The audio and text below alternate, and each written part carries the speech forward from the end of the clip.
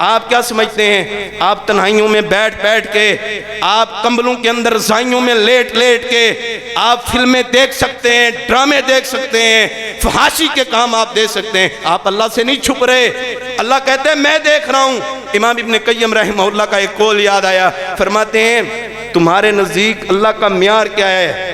اللہ کا معیار کیا ہے؟ لائیں اس تکڑی کے اندر، لائیں اس ترازو کے اندر لا کے رکھیں، آپ کے دل کے اندر ایمان کتنا ہے؟ فرمایا کہ جب تم لوگوں کے سامنے جاتے ہو تمہارا اچھا روپ ہوتا ہے، اچھے بن سور کے جاتے ہو، تمہیں پتہ ہوتا ہے کہ بال کیسے بنانے ہیں، کپڑے کون سے پہننے ہیں، میچنگ کیسے کرنی ہے، کس طرح ان کو سلوٹ کرنا ہے، کس طرح ان کی عزت اور تکریم کرنی ہے، کیسے پروٹوکول دینا ہے ان کو، یا پروٹوکول لینا کیسے ہے، آپ کو سب پتہ ہوتا ہے۔ جب دنیا دیکھ رہی ہوتی ہے آپ کا اور روپ ہوتا ہے، جب کوئی بھی نہیں دیکھ رہا ہوتا، آپ کے والدین، آپ کے دوست، آپ کے رشتہ دار، جب کوئی نہیں دیکھ رہا ہوتا، اس وقت عرش بری پہ بیٹھا اللہ دیکھ رہا ہوتا ہے۔ تم پھر تنہائیوں میں جا کے یہ بتانا چاہتے ہو، گناہ کر کر کے یہ بتانا چاہتے ہو، کمبلوں کے اندر موبائل اپنے والدین سے چھپا چھپا کے فلمیں دیکھ کے بتانا یہ چاہتے ہو کہ ہمارے ہاں دنیا زیادہ اہم ہے، فلمیں زیادہ اہم ہے، ہمارے ہاں دل کے اندر فلموں کی زیادہ عزت ہے، ہمارے ہاں ہمارے دل میں اللہ کی محبت نہیں ہے۔